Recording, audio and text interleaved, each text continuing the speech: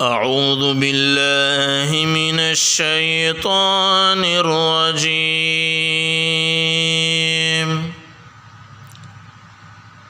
بسم الله الرحمن الرحيم.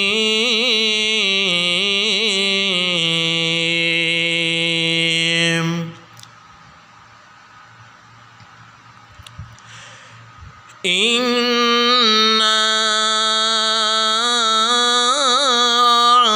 أعطيناك الكوثر